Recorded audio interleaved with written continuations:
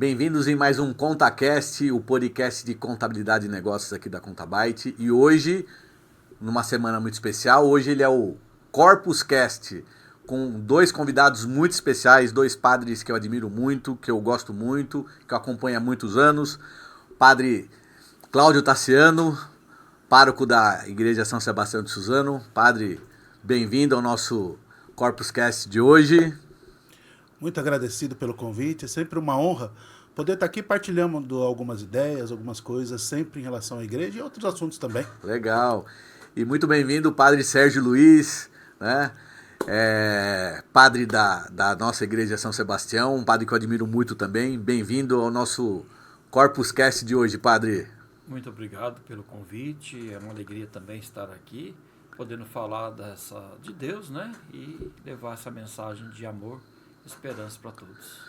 Olha, a alegria imensa minha ter duas pessoas muito especiais na minha vida. O Padre Cláudio a história, desde quando o Ivan nasceu, a gente acompanha o Padre Cláudio lá de Mogi das Cruzes. E o Padre Sérgio, que eu conheci nas missas de quinta-feira, missa de cura e libertação, que sempre sai dali sempre muito aliviado.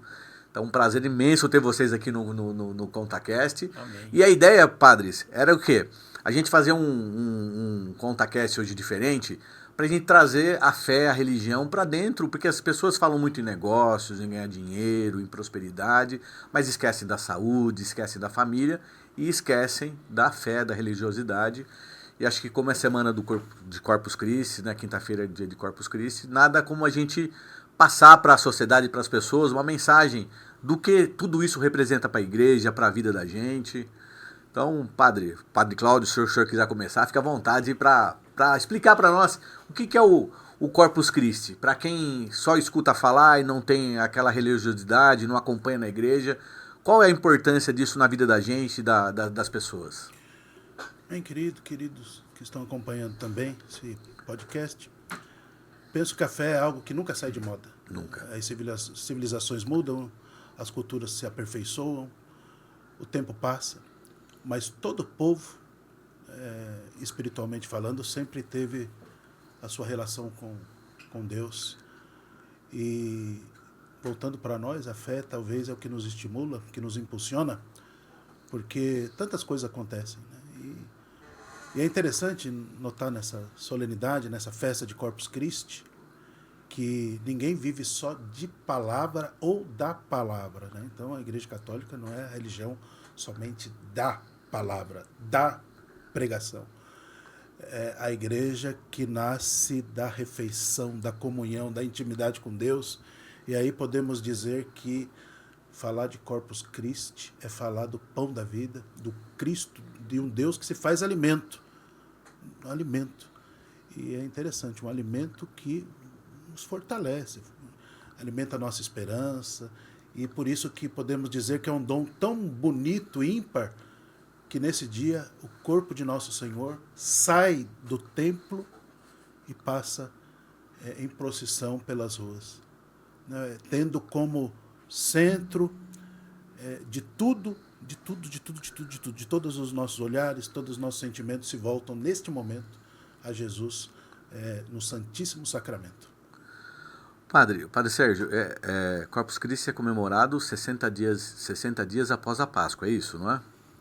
É sempre após o Pentecostes, né? Tá. A festa, tem a festa do Pentecostes e depois, em seguida, tem a festa de Corpus Christi, né? Que é o corpo de Cristo. Então, é sempre após a quinta-feira, após a Pentecostes. E por que normalmente... a conversa aqui é para a gente tentar entender e às vezes as pessoas passam despercebido por isso, né? Por que é no Corpus Christi que são feitas aqueles tapetes bonitos, não é isso? Isso, são confeccionados tapetes, né, em algumas regiões do nosso Brasil, tapetes que se tornaram bastante tradicionais, né, e faz sentido porque é o rei que vai passar, né, o rei dos reis, né, então é uma homenagem que muitas pessoas prestam.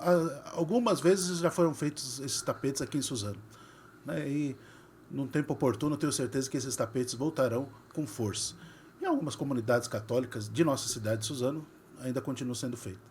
E E é bonito. Eu acho que tudo que serve para agregar, né, para reunir, tudo isso faz bem para as pessoas, faz bem para a nossa cultura, faz bem para a nossa tradição. O senhor sabe de onde nasceu esses tapetes? A ideia dos tapetes é isso, é para receber a procissão do corpo de Cristo. Sim, é uma homenagem, né? Uma homenagem que prestam, né? E assim como se estende o tapete para a noiva, para a entrada da noiva, né? Então podemos dizer aquele não é uma pessoa comum, mas é o nosso Senhor, nosso Salvador, né? Então nesse sentido é como se você abrisse a porta do seu coração, né, para ali entrar o rei, né? Então tudo isso é muito bonito. O padre, falando ainda de Corpus Christi, né? A pessoa que tem fé, a pessoa que está todo dia na igreja, a pessoa que também que não frequenta a igreja, que está ali, o que ela tem que refletir na semana de Corpus Christi, o que ela tem que pensar no dia de Corpus Christi, o que ela tem que, dentro da alma dela, do coração dela, tem que refletir nesse dia? Qual é vamos dizer, qual é a essência para o cidadão que busca a fé, que tem fé, nesse dia? Para ele pensar o que ele tem que refletir nesse dia. Padre Sérgio. Olha, Jesus, assim, ele é o centro da nossa vida, né? Jesus é o caminho, a verdade e a vida, né? Ele é nosso Salvador, nosso Mestre, nosso Rei. E Jesus é tudo para nós, né? Assim, ele que perdoa os nossos pecados, nos resgata de situações de pecado, nos dá livramento, libertação, cura. Então, Jesus, né? Então, essa festa quer mostrar assim que Jesus é o centro, né? Ele é o começo, meio, ele é o fim, né? Ele é o tudo, né? Ele é o alfa e ômega, como diz, né? Princípio e fim, né? Ele é Jesus, né? Como diz, é o antes, o durante e o depois, né? Que ele é eterno. Então a festa de Corpus Christi quer mostrar, resgatar essa mensagem, né? Eu sou Jesus, o Filho de Deus, inclusive a festa de Santíssima Trindade agora domingo, Pai, Filho e Espírito Santo, que é um Deus só, mostrando que Jesus é o centro da vida cristã. Então feliz de quem reconhece isso, né? Jesus, nosso Mestre e nosso Salvador. E isso é importante, como o Padre Sérgio está falando, porque nós temos, humanamente falando, sempre essa inclinação de homenagear, de expressar os nossos sentimentos, né? Quem a gente gosta, gosta. Quem a gente não gosta, acaba também de alguma forma se manifestando. E nesse sentido podemos dizer que é uma bela homenagem da Igreja àquele que a fundou.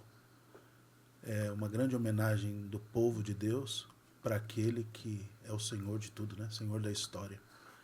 E é interessante que esse alimento, né, o corpo de Cristo, alimento, né, também nos remete a um outro alimento também. Né? O pão do céu faz a gente pensar também no pão de cada dia.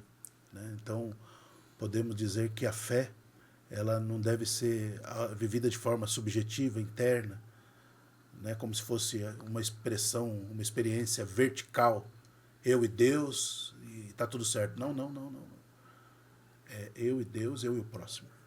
Essa dimensão ela é fundamental até mesmo para a nossa fé se tornar mais legítima, mais verdadeira, mais madura, porque, a grosso modo, até o mal sabe que Deus existe. Então, até o mal. Então, talvez o que vai nos distinguir são nossas ações, nossas inclinações. Então, a gente fala de Deus, mas mais do que falar de Deus, a gente tem que assimilar o ensinamento do Senhor. E qual que é o maior ensinamento? De amar um ao outro, né, como Ele nos ama. Porque, padre, ó, eu cresci numa família onde as mulheres eram mulheres de muita fé. Então, se pegar minha avó Nathalie, ela tinha muita fé em Deus, tinha muita fé.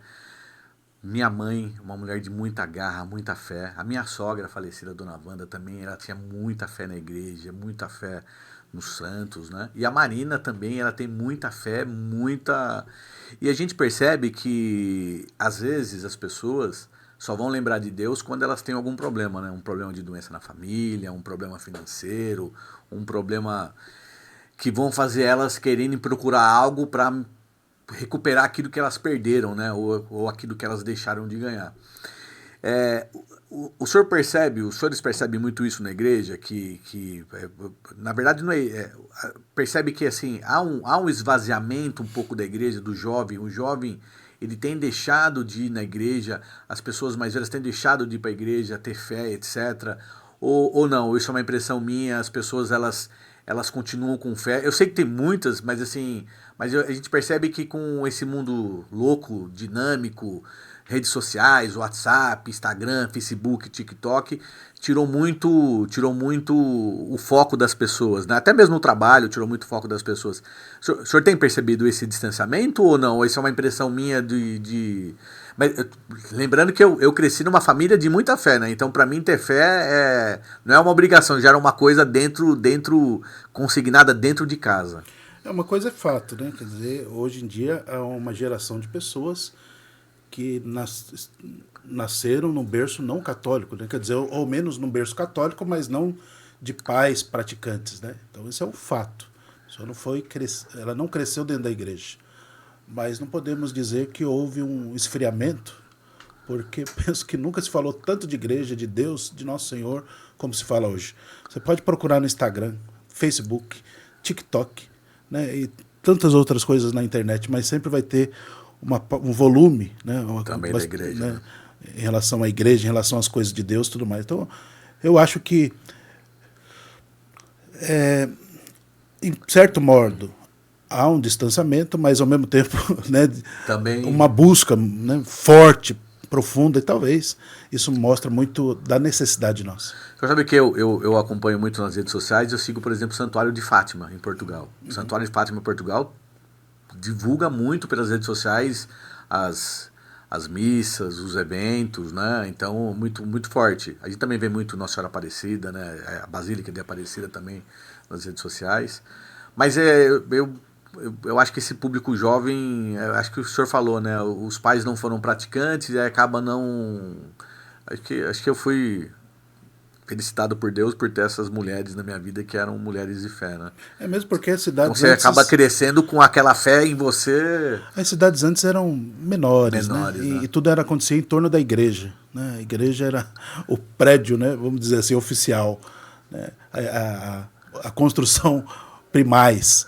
Hoje em dia não, hoje cresceu tanto, né? Que você, às vezes não consegue ver a igreja porque tem os prédios, edifícios e tudo mais. Mas penso que no fundo a gente pode até não ir à igreja, pode até não ir à igreja, mas a igreja não sai da gente, né? Ah, padre, se a gente pegar aqui, ó, eu vou às vezes para Salesópolis, dia de semana, a igreja tá aberta lá em Salesópolis, na Praça Central. Você vai para Biritiba, a igreja tá aberta, né? Eu viajei um tempo agora em dezembro para a Europa. Você chegar em qualquer cidade da Europa ali, sempre uma igreja aberta na Espanha, Portugal, né? Na Itália.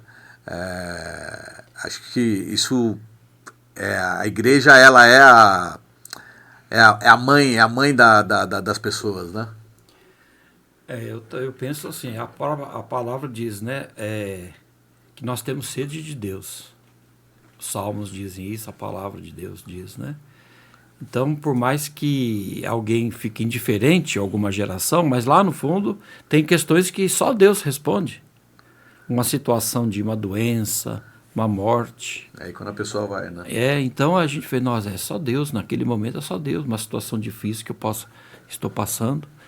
E falando de jovens, né, hoje você tocando, vale lembrar que a igreja tem um santo, né, que até foi proclamado agora santo mesmo, Santo Carlo Acutis, né, um jovem, 15 anos, até patrono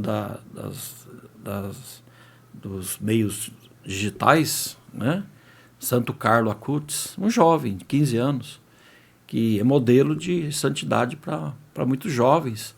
E a gente percebe assim que tem muitos jovens, né, voltando assim, indo para a igreja, procurando e até uma radicalidade, né, assim, olha, eu quero seguir Jesus mesmo, radicalmente, viver os seus mandamentos, e vem aquela luta, né, às vezes eu tenho uma fraqueza, isso aqui, mas vai lutando, né, para aquele desejo de seguir Jesus, né, como São Francisco também, jovem, patrono da juventude também. Então, mas sempre então eu vejo naquela palavra, né, por que nós, independente do tempo, da época, mesmo modernismo ou não, a sociedade avançando, nós vamos ter sempre sede de Deus. A gente vai sempre procurar Deus, né? Isso. É Deus que vai confortar a gente, né? Agora, fazer a ideia é sempre a gente fazer aqui essa troca, esse bate-papo, é de esclarecer para as pessoas temas que às vezes não são tão simples para serem enxergados, mas a gente não enxerga, né? Para a igreja, quais são as datas mais importantes? A gente tem o Natal, a Páscoa, a gente tem Quarta-feira de Cinzas, tem outras datas especiais. Para a igreja, quais... Assim, tem uma ordem, uma hierarquia de datas importantes dentro da igreja? Que assim, eu sou católico, eu não posso deixar de em tal momento na igreja. Olha, a data mais importante no calendário cristão católico é a Páscoa. Páscoa. Se Cristo não tivesse ressuscitado, não existiria igreja, não existiria papa, não existiria bispo, não existiria padre, não existiria diácono, não existiria comunidade, não existiria nada. Padre, assim, então é mais importante que o Natal.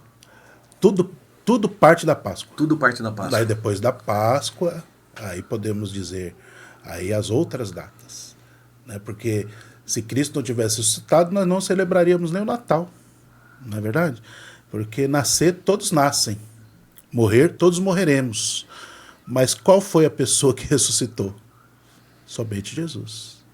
Não, então a igreja nasceu não da sexta-feira da paixão, na tarde triste da sexta-feira da paixão. Ela nasceu da manhã linda da ressurreição.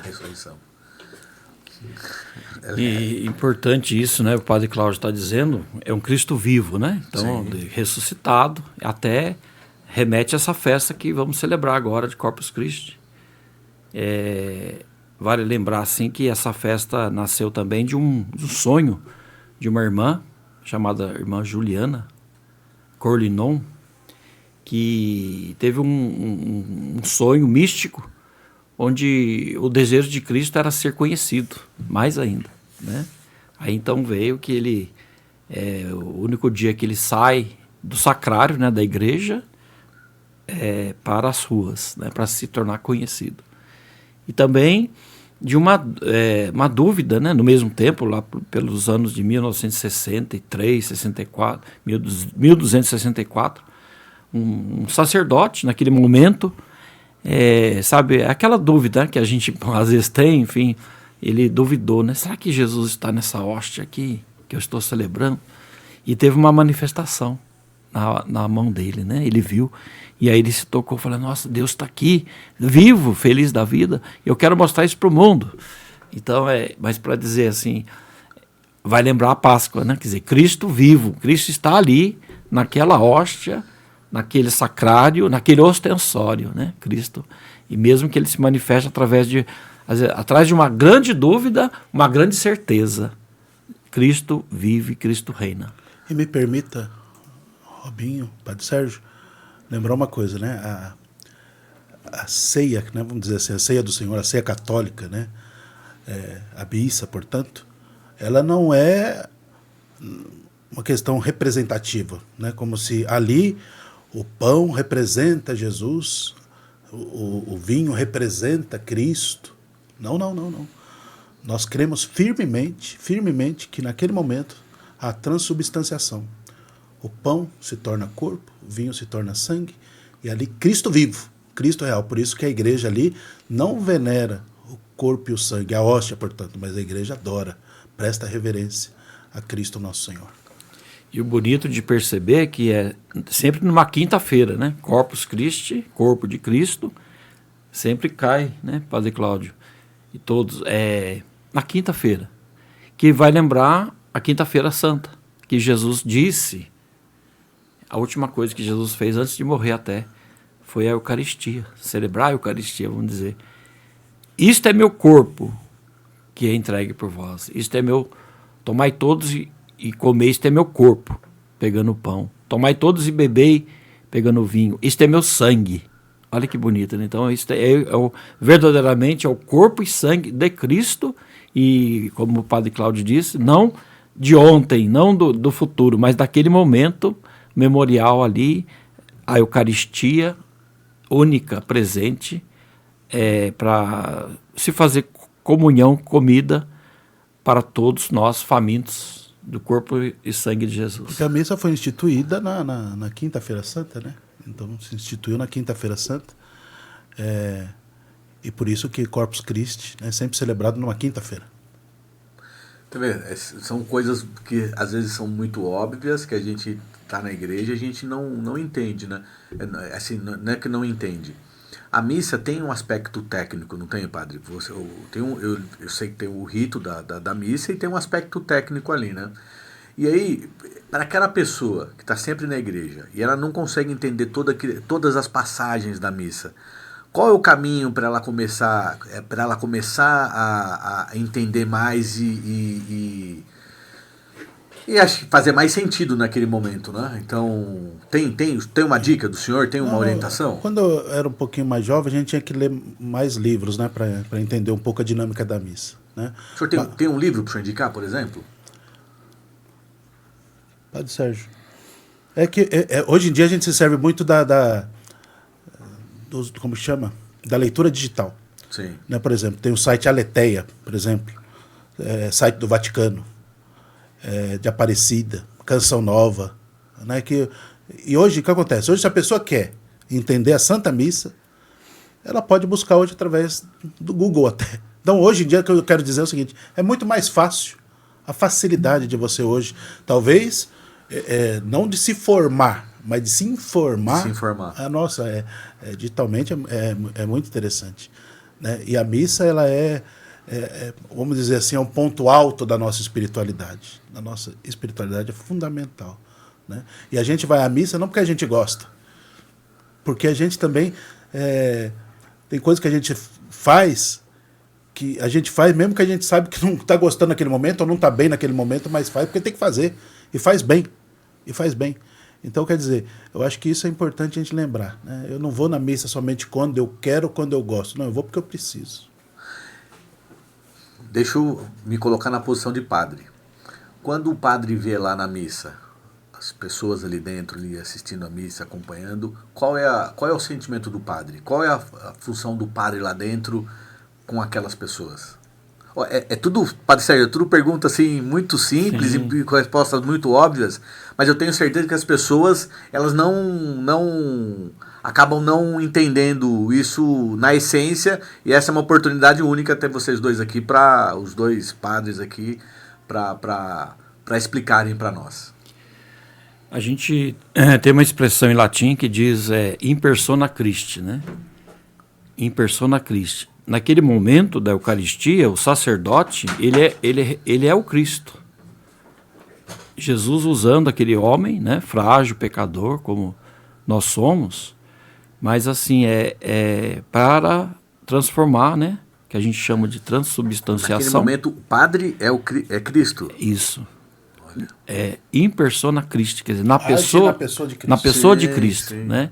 Por isso que toda missa ela tem um poder de Jesus ali, né? Independente do um padre velho, um padre novo, um padre mais animado, menos, enfim, não depende da personalidade dele, porque é Jesus usando de um homem para se manifestar ali na Eucaristia. Olha, né? Como isso é importante escutar, hein? Então aí as pessoas, que você perguntou, ver as pessoas ali, é uma troca de fé, sabe? Porque a gente vê tantas pessoas ali na missa, né? Senhoras, senhores, e jovens inclusive, com aquela adoração tão bonita ao Santíssimo Sacramento, que me toca, né? Me toca, falei, nossa, quanta fé em Jesus Cristo que está aqui conosco, né?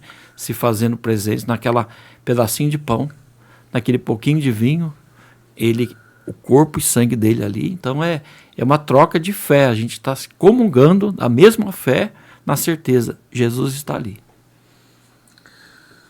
Tirando a Páscoa, que é o momento mais importante, como o Padre Cláudio falou, qual é o outro momento tão importante ou mais importante no catolicismo para os católicos?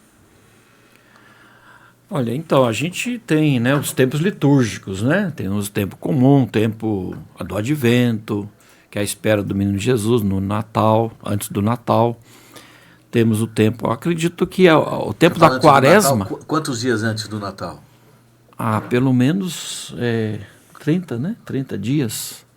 Né? 30 dias, assim, a chamado advento. Quer dizer, não adianta... 4 semanas, né? 4 semanas. Quer dizer, se eu começar ali no início do advento do Natal, eu vou ali entender todo o processo... O tempo litúrgico, né? Então, por exemplo, advento, tempo comum, quaresma. Então, assim, o mais importante, Clei, tirando aquilo que o Padre Cláudio já disse, a Páscoa, todos eles vão ter sua importância. Que nem o tempo comum, que é o tempo até mais longo. Que não é um tempo, é comum, é menos que a quaresma. Não, a quaresma também é importante, como o tempo comum também, porque cada dia é uma presença de Deus. Quer dizer, qual foi o dia mais importante na vida, por exemplo, de São Paulo? Quando ele se converteu. Ele caiu do cavalo e aquele dia, que se comemora o dia 25 de janeiro, o dia, para mim, o mais importante da vida dele foi a sua conversão. Então, que tempo que foi? É o tempo que eu me encontro pessoalmente com Jesus. Falando em quaresma, então, também a importância da quaresma, que as pessoas falam, escutam quaresma, mas às vezes até fazem lá o período da quaresma, mas não sabem o que estão fazendo. Isso. A quaresma vai combinar no Tríduo Pascal, né, que é quinta, santa, lava-pés, sexta-feira da paixão, celebração da paixão, sábado de aleluia, que tem a vigília pascal, e depois as missas de Páscoa. E durante 50 dias, a igreja celebra o tempo pascal como se fosse um grande domingo, né? Então serão 7 domingos e no 50º dia, festa de Pentecostes, festa do Divino Espírito Santo. Então, a quaresma como esse tempo de preparação, né? De preparação para que as pessoas possam tomar consciência da importância disso. Porque se a gente vai na casa de alguém especial, a gente se prepara, né? A gente se prepara. Se você vai fazer qualquer coisa que é importante na sua vida, exige preparação, né? Então, a quaresma é esse tempo de preparação, de exame de consciência, e não tem como fazer um exame de consciência, se preparar no barulho. A gente precisa de silêncio, por isso que a quaresma se caracteriza também como tempo de silêncio, sobriedade, paz, etc. Tudo mais. Né? E a questão litúrgica, o Padre Sérgio está dizendo, é interessante porque há solenidades, né? Então, hierarquicamente, há solenidades, por exemplo, solenidade do corpo e sangue de Jesus, Corpus Christi. Solenidade aí de Nossa Senhora Aparecida, também Natal, depois tem festas, depois tem memórias de algum santo, etc. Memórias facultativas que você não é obrigado a rezar, né? Então, a solenidade não, solenidade, festa, isso aí você não pode trocar, né? Não pode trocar. E depois não se faz penitência no domingo, mesmo na quaresma. Mesmo na quaresma não se faz penitência no domingo. Porque domingo é dia do Senhor, dia de alegria. Minha sogra falava muito disso. Fazer agora uma pergunta para cada um de vocês. Qual o Papa, Padre Cláudio, Padre Sérgio, que tem maior representatividade na sua história para cada um de vocês? Isso é legal porque eu passei por João Paulo II, né, pelo Papa Benedito, agora o Papa Francisco, né, e eu sei que vocês são estudiosos da igreja, e aí qual a história de qual Papa tocou mais cada um de vocês? Na nossa caminhada, parece que se abre diante da gente um quadro de quebra-cabeças, sabe? Umas peças são maiores, menores, mas todas vão se encaixando no grande propósito, né, no grande presente de Deus. E posso dizer que, em termos de inspiração, um Papa que me chamou muita atenção foi o Papa João XXIII. Por quê? Porque era um Papa já idoso, muito idoso, né? E colocaram lá, escolheram ele até para ser um Papa de transição. Acharam, talvez, que não ia haver grandes mudanças, enfim, mas aquele homem, ele mudou tudo. Inclusive a igreja hoje celebra a missa, os padres celebram a missa de frente para o povo, porque ele começou esse processo de mudança com o Concílio Vaticano II, e depois o Papa Paulo VI continuou a caminhada de João XXIII. Para mim, como inspiração, um homem que eu estudei, ele acordava às 4 da manhã, né, ficava rezando, morreu com de câncer, com muita dor, e enquanto estava ali nos últimos momentos, ele ficava olhando para a cruz, se associando à dor de Jesus. Então, ele me chamou muita atenção. E, evidentemente, o Papa João Paulo II, né, que ficou mais tempo, né, no papado, e desde a infância até pouco tempo, podemos dizer assim, a gente imaginava Papa, pensava no Papa, pensava nele. Nele, né? A figura dele foi muito forte, né? Muito forte. Mas João 23, ele foi década de 60, 70? Isso, 60, 70, né? 60. Porque Paulo VI foi depois, né? Paulo VI foi ali depois de 66. Ele ficou pouco tempo no papado, mas o suficiente para mudar a igreja. Legal. E para o senhor, Padre Sérgio? Então, cada um tem a sua importância, sim, né? Com certeza. Eu estive no Vaticano, passei pelo corredor ali, todos os papas estão enterrados ali. Por isso que eu fiz essa pergunta, porque são muitos os papas, né? Para mim, o que, mesmo pelo tempo atual, né, o Papa João Paulo II, que é hoje um santo, né? São João Paulo II. Carol Wojtyla. Carol Wojtyla, um santo, porque é o tempo que eu me ordenei sacerdote, padre, em 1992, quer dizer, então era o Papa, né, estava no auge, né, do papado dele, assim, da juventude dele também, assim, mais novo, né, e a fidelidade dele até o último dia, né, assim, ele estava lá, todos lembram aquela cena, né, última que ele apareceu publicamente, já bem debilitado. Até me arrepia aqui, pois né? Então, ele tem cenas icônicas pois dele, então, né? Aquela perseverança para mostrar para mim e para nós, né, seja firme nos momentos difícil da sua vida. Não, eu me arrepio aqui porque eu tô lembrando algumas passagens dele. Então tem lá quando ele chegou em Aparecida do Norte em 1980. Vocês já viram esse vídeo? Tem um documentário do Fantástico que mostra o domingo ele chegando em Aparecida. Mas tinha milhões de pessoas em Aparecida, ele chegando de carro ali, né? A Marina tava lá nesse dia com a mãe dela era muito devota. Tem ele chegando no Brasil e ele beijando o solo brasileiro. Ele desce do avião e beija o solo brasileiro, o Papa João Paulo II, né? Sim. E o atentado que ele sofreu também, né? Acho que marcou também. E o final da vida dele, que ele foi realmente, ele lutou. Padre, eu sei que o senhor tem missa agora, nós estamos no horário correndo aqui, a gente está no final do ContaCast. Para mim tem uma simbologia muito grande a visita de vocês aqui, por conta da força e a fé que vocês têm, daquilo que vocês fazem para as pessoas. Isso é muito claro para a sociedade suzanense, para as pessoas que estão na igreja. Eu queria deixar para cada um de vocês a mensagem nesse dia de Corpus Christi que os senhores querem deixar aí para as pessoas, para os católicos. Fiquem à vontade aí nessa parte final, porque eu sei que tem missa e aí não posso segurar muito vocês. Deixa um abraço para todos, né? Uma mensagem de esperança, porque Jesus é a esperança. E hoje é dia 24, né, de maio, é dia de Nossa Senhora Auxiliadora, que em Deus, em Jesus e na Virgem Maria possamos encontrar o auxílio necessário, e vamos encontrar nos momentos difíceis da nossa vida, né? Independente até da sua religião, católico, evangélico, budista, qualquer outra religião, somos todos filhos amados de Deus.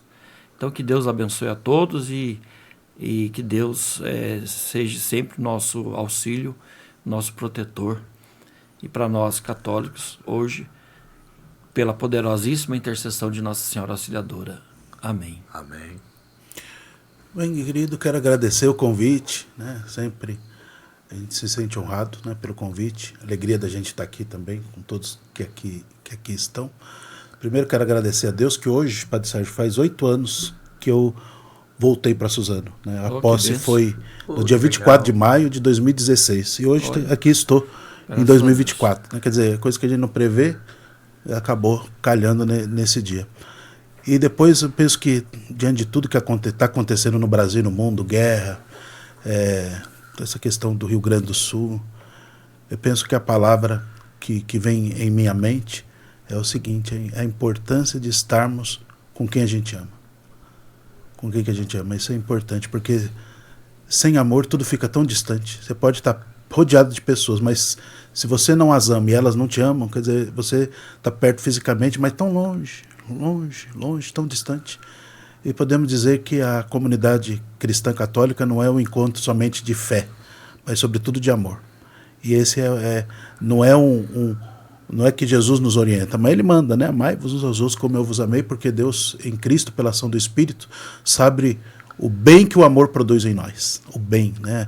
O nosso corpo fica mais forte, né? A gente consegue reagir melhor, ter mais inspiração, ter mais alegria, viver mais na verdade, na sinceridade, na leveza do Espírito. Então, que Deus dê a todos vocês, a todos nós, a possibilidade, a grandeza, a intenção e a vontade de amar, de perdoar, relevar e caminhar na justiça, mesmo diante dos nossos limites, fraquezas, que nós possamos sair onde formos, né? Lembrando sempre do amor de Deus, que esse amor de Deus faça diferença em nossa vida e em nosso coração. Amém. Bom, muito obrigado pela presença de vocês. Esse foi mais um ContaCast com os padres Cláudio Tassiano e Sérgio Luiz.